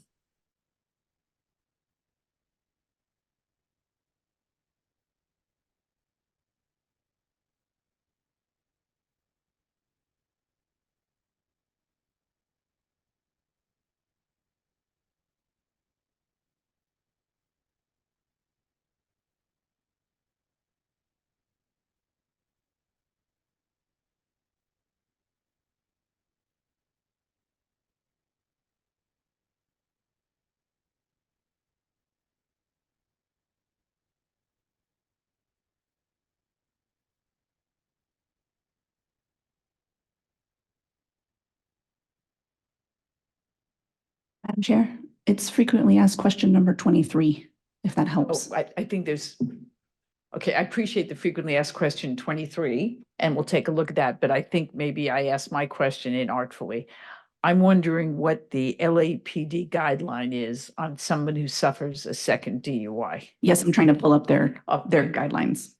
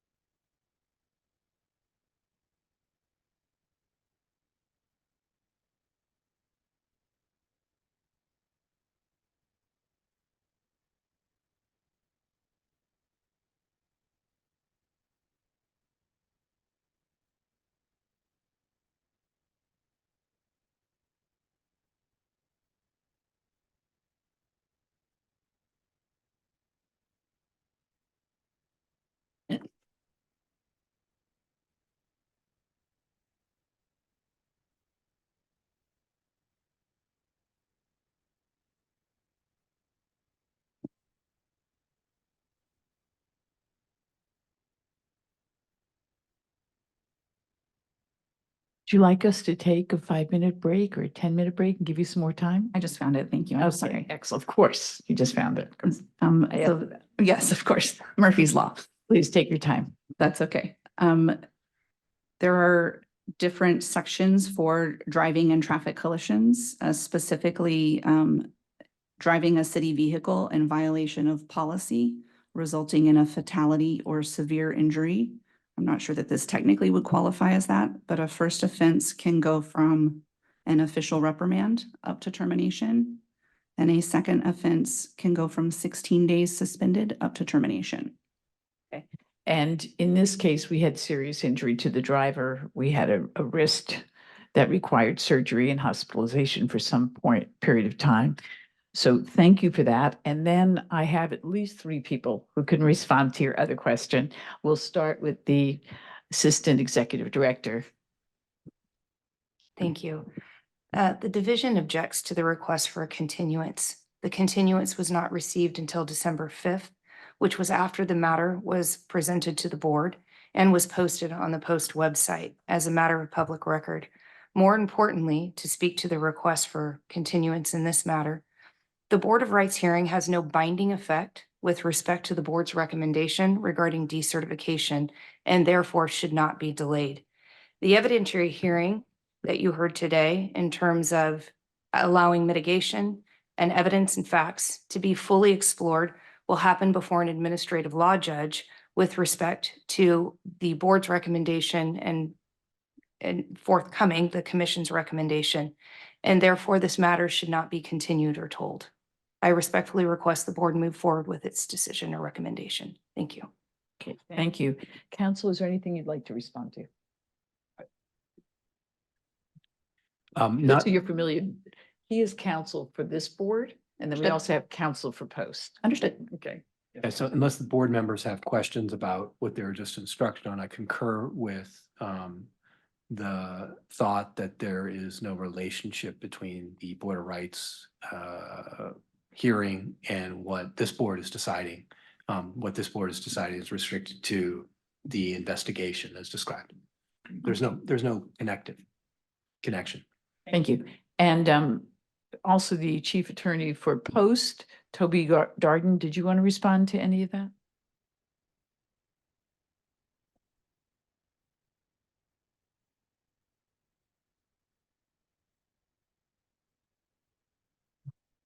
Thank you. Thank you, board members. The tolling provisions in the act refer to something that's a little bit different. There is a tolling provision in Senate Bill 2, and the tolling provision there says that once an agency gives a completed investigative file to Post, it has 3 years to investigate and then serve the notice of intent to decertify upon the officer. The matter can be tolled during that period of time, but that is just in order to ensure that Post has a sufficient opportunity to investigate, but that within 3 years after receipt of the completed investigation, we will complete it unless there is something that requires tolling, such as, for example, an appeal. So that's a little bit different from the situation that we have here. What really counsel is asking for is a continuance, which of course she can request. And I do understand the confusion about the website question. It's perhaps not worded as clearly as it should be. So the website does say that generally a matter can be tolled pending an administrative appeal. However, general does yield to specific circumstances. And in this case, I believe the division's position is that when we have an officer who is still currently employed, this is not a circumstance where he has been terminated and is not working as a peace officer. So the idea is that in this specific circumstance where he is specifically employed and has a history of these alcohol-related incidents, including the most recent one that caused injury and damage, that it's not appropriate to toll it in this particular case, even though that might generally be the case. And the idea that from the division's perspective is quite simply that the question of his employment relationship with LAPD, whether or not LAPD will continue to employ him or not, that's between him and LAPD. And he certainly has the right to his Board of Rights hearing, and he can resolve that issue with the Board of Rights with respect to his employment relationship with LAPD. What the division is doing is something different and more fundamental in what the board is being asked to do, and that is to revoke his peace officer certification, which would be statewide. So the division's position is that, as has been said, there really is no reason to grant a continuance of the board's recommendation in this matter. Of course, in addition, the board's recommendation will then have to go to the commission.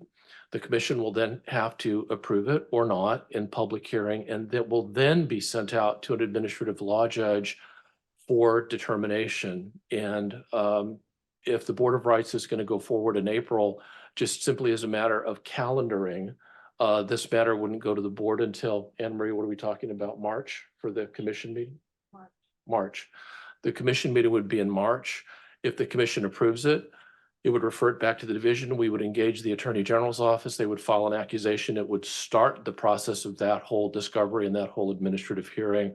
So the Board of Rights would likely be concluded in any event well before the administrative hearing occurred. So if you have any questions, I'm happy to answer them. Okay. Would you like to respond to any of the responses you got, counsel? Yes, thank you. I Sure. would just like to read into the record what the Post website says specifically regarding the issue of a continuance or a deferral. When a peace officer appeals discipline relating to serious misconduct, does that delay the decertification process with Post? The answer is generally, Post will toll any determination or recommendation for decertification pending the outcome of disciplinary appeals or civil or criminal actions. So that is what I was relying on in my request for continuance. I would also like to respond to Ms. Del Magnaio's response that my request for a continuation was not received until December 5th, which after this was posted for public comment. As I'm sure you all know, this is our first time doing this. I was not given any sort of notification about when any requests needed to be received, and was told to come ask the board directly for that request, which I did here today. If there is a process that needs to be in place for representatives of law enforcement officers to be able to make those kinds of requests, I would ask that that be given to us in advance so that we can make this process more smooth and more streamlined.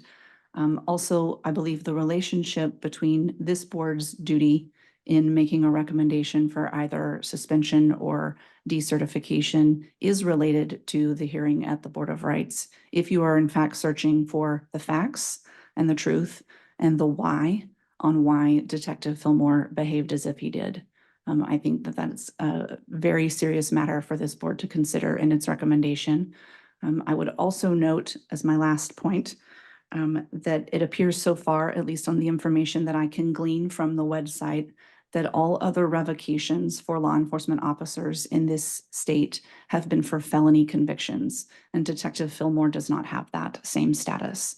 And so I would request that if the board does choose to move forward, that it move forward on a recommendation for suspension instead of decertification. Thank you. Okay, thank you. First, there is no discrepancy between what you read and what Chief Counsel Darden read. He responded to the statement that says generally, and said that this was specific. As to the second point. Thank you, Ms. Wilcox. Yes, we sent out the notice of intent to revoke in late December. Actually, that's not true. We sent it out in mid-October with a 30-day response period for an appeal. So there was a 30-day window within which the officers council could appeal the actual notice of intent to revoke. We did receive an appeal regarding this matter on November 21st. We did not receive a request for continuance until December 5th.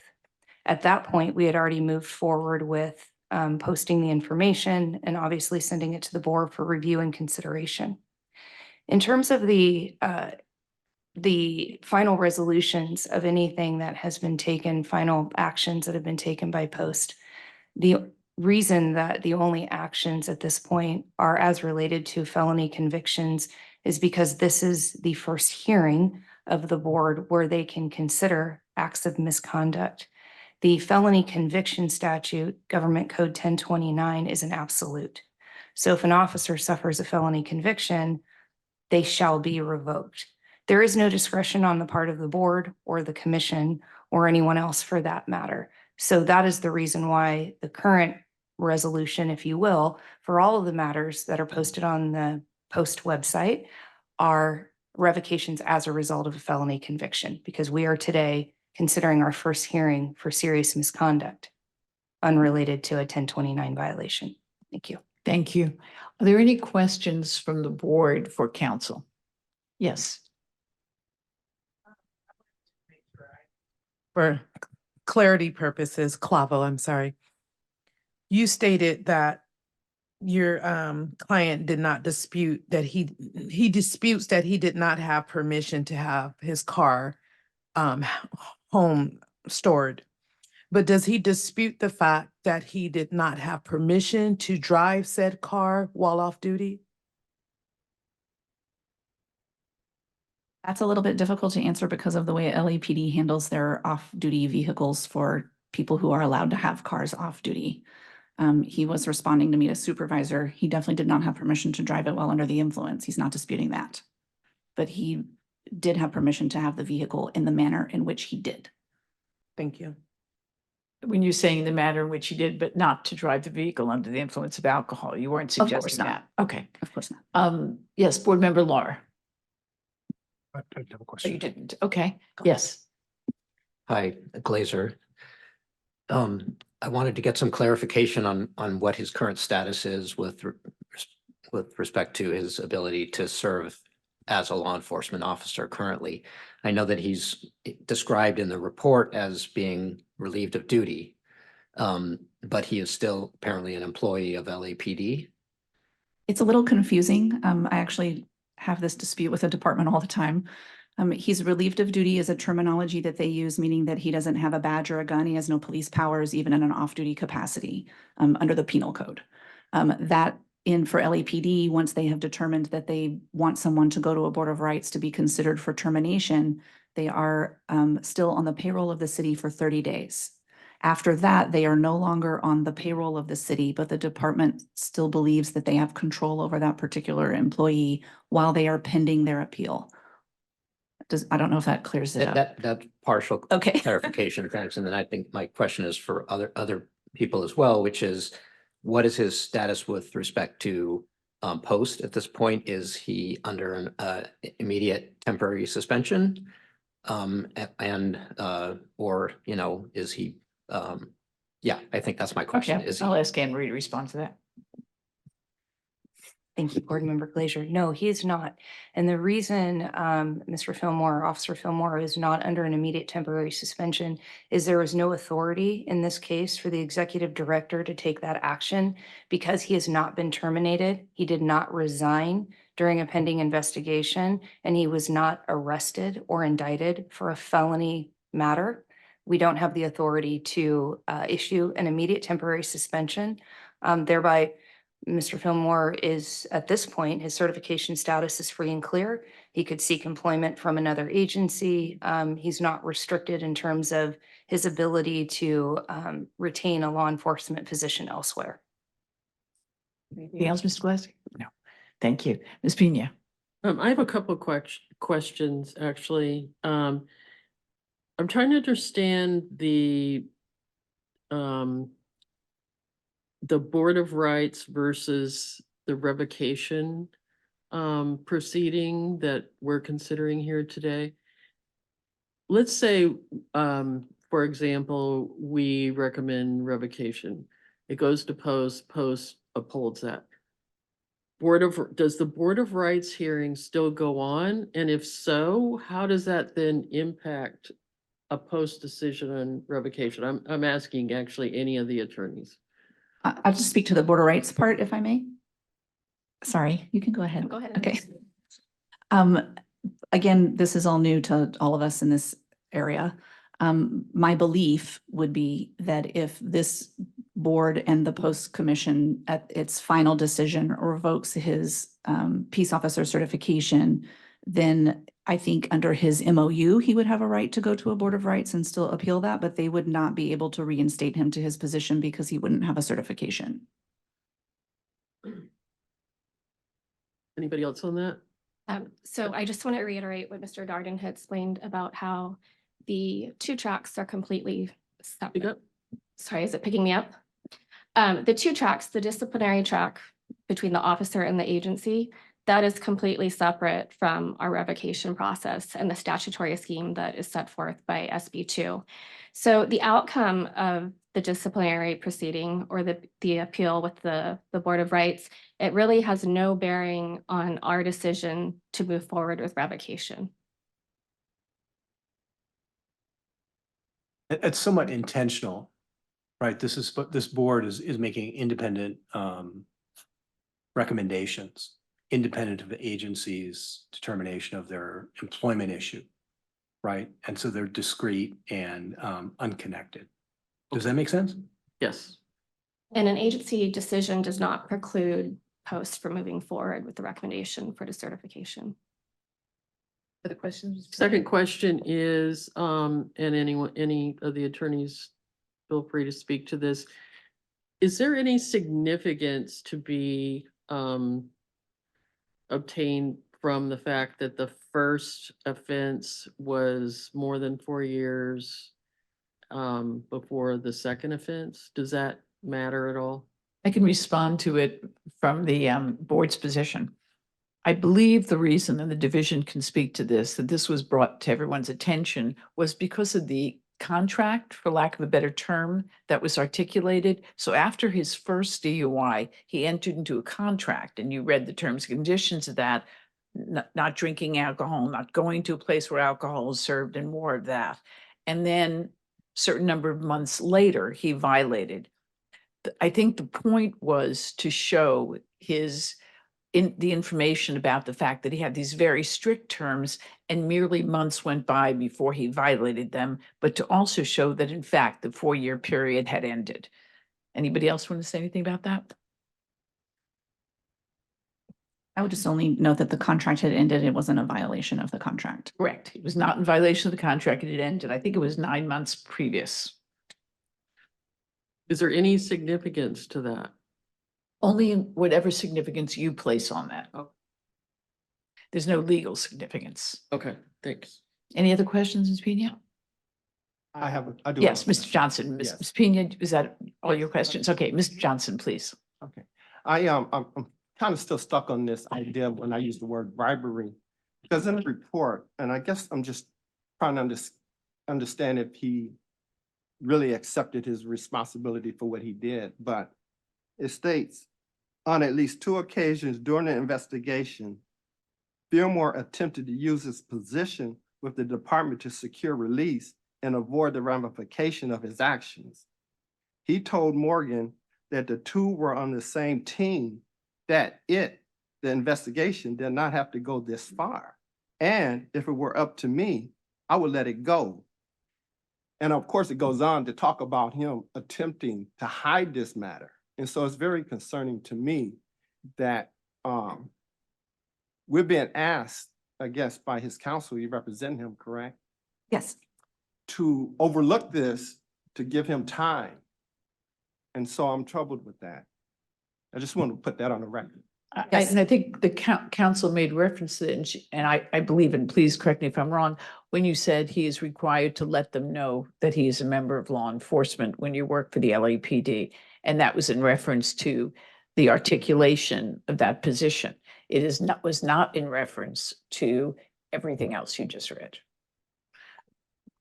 That was just. That his department policy requires him to identify himself as a law enforcement officer, and for the agency that he works with, anytime he's contacted by any other law enforcement agency aside from a traffic ticket. And that, as the law enforcement consultant here for Post indicated, that can often be misunderstood, and we do not have all the details regarding that particular interaction.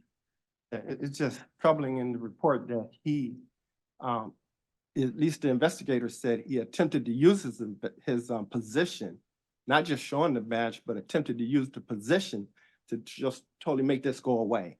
Well, you have the words there, the part of the same team, and the other things you read. Thank you. Other questions for council, for public comment, council? Okay, thank you very much for coming in. Thank you all for your time. Okay, now, any other public comment? Seeing none, I now go back to the board and ask if anybody would like to go into closed session to discuss this further, or does everyone want to stay out here and have any further discussion that we might have? So first the question, anybody want to go into closed session? I would like to go into closed. session. Okay. Yeah. Okay, let's go into closed session, and let me ask you, do you need a break? Okay, so we are going to have a break, And then we'll resume in closed session at 20 to 12, 10 minutes from now.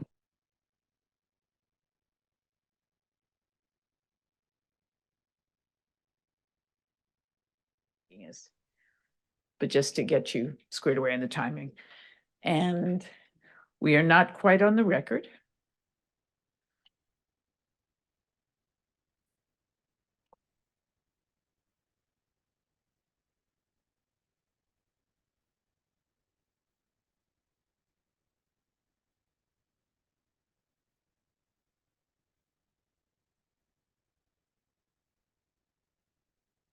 If we do end by 12:45 and you still want to stay for lunch, lunch is ready.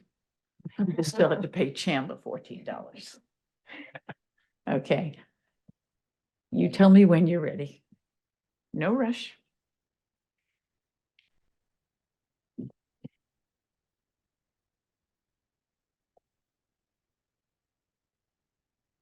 Closed. Thank you. We're back from closed session.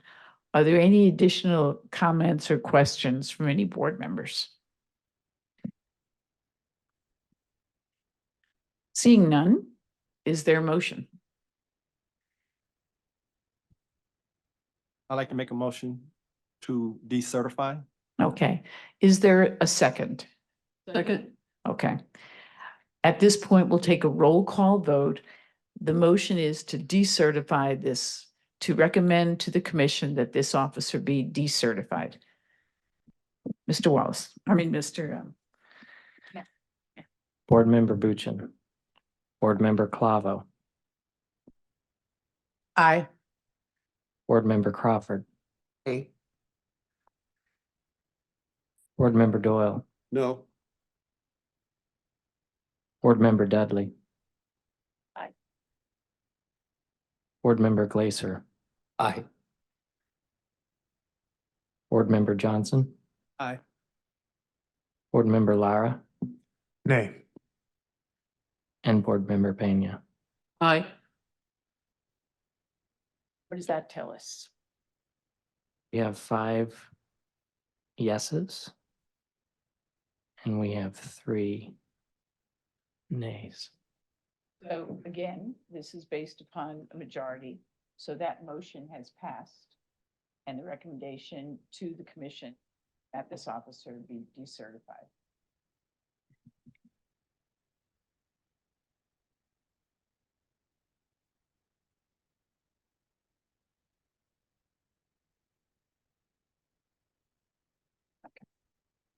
Now, as to upcoming meetings, we have a meeting on March 20th through 21st, May 15th through 16th, July 24th through July 25th. All of those meetings are here at Post in West Sacramento. There has been some discussion about a meeting in January. For those of you who are here for the first training session, we set aside a January date as well. There's been some discussion that we might want to debrief the process at that meeting. It would probably not be a hearing, but we don't know that definitely yet. But if it weren't a hearing, it may be a time for us to meet to discuss how this process went and any concerns or questions we might have about the process before we come back in March. So I'm going to ask Anne Marie to comment on whether she thinks there'll be cases and the possibility of meeting in January for that debriefing / training session. Anne Marie? Thank you, Madam Chair. There will not be a hearing in January. It takes roughly 8 to 9 weeks from the point that we receive a case and a notice of intent to revoke goes out for us to be able to meet all of the timeframes, procedural timeframes to schedule a hearing. So our next hearing will be March 20th and 21st. In terms of additional training, I would offer up maybe an opportunity to meet in February, and we can send out some potential dates. February. I think several board members have that January date, not the February date. Correct, but in terms of, we are offering training to the commission with regard to the procedural overview of case review in February. And just for the sake of staff preparing for an additional day of training, it would be helpful if we could combine that effort and offer training to the board and training to the commission around some of these procedural steps, answer more of your questions about the process, about the case review, about the hearing stages, et cetera. So what we're in the process of doing right now is we've identified some dates in February. I don't know if we have all of those dates in front of us, but we were going to send out a doodle poll, that's we've done in the past, and determine how many folks are available on what dates, and then try to set aside a day for training where we can, again, revisit some of the administrative overview. Okay, anyone want to comment on not meeting in January, potentially meeting in February? Well, if there are going to be no cases, then there's no need for us to meet in January, correct? There is no reason to have a hearing. Right. But for those of us who were here for the first training session, we put those dates aside. I understand it'd be very complicated for the staff, but I just want to give you all the options. You know what the dates are in February? And I think it's smart to combine, so staff doesn't have to do it twice. And Ms. Wallace is going to help me out here. It's going to come in doodle, and we're either going to be able to do it or not. Just as a matter of procedure as well, in terms of the traveling to the hearings or to the board meetings, Chandler wanted an opportunity to kind of review reimbursement for you folks, since when we have you in what's called Cal-8ers, that's going to change a little bit. So if we have time for that, Chandler can kind of go over just what to expect for reimbursement. Okay. Let me see if there's more discussion about the timing of the meetings. Anybody else going to wait and see about those February dates, see if they work for you, but we already have the March. Okay, I'm seeing everybody nod. I did have a question concerning our next hearing date, I believe was in March 2020 or 21st. Do we know how many hearings we will hear per meeting? We don't. Okay. But the other question is, so we don't know whether we'll need one day or two. We put aside two in case we have a lot of hearings.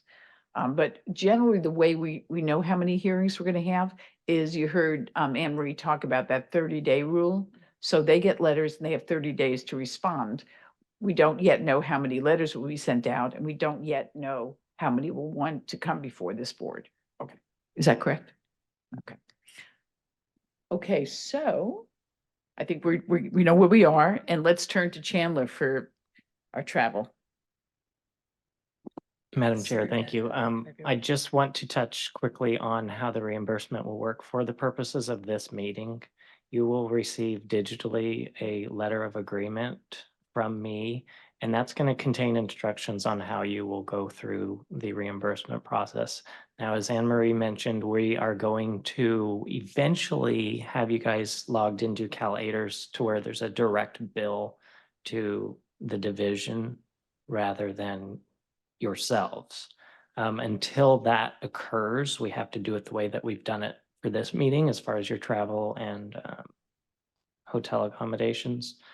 So I will walk all of you through that process, and you should expect that letter of agreement emailed to you likely by close of business today, but we can touch on all of that individually, get you through it. Thank you. So I was talking to Anne Marie, so I wasn't able to hear that last part. For now, we pay for our own transportation and we get reimbursed. At some point, there may be some ability for Post to pay that ahead of time and working through the travel agency, but we're not there yet. We're not there yet. Okay. Correct. Thank you. Question? So on the training, is it during Monday through Friday, not weekends? All trainings are Monday through Friday. Okay. But we don't have the exact possible dates yet. Presidency. Now we do have the possible dates. It's amazing. And but so you want to tell us what those possible dates are? So the proposed dates that we're currently looking at are Wednesday, February 7th, Thursday, February 8th, Tuesday, February 13th, or Wednesday, February 14th. And you don't have to discuss those now. They'll be again, in a Google Doodle, which is, and you can make your opinion on then.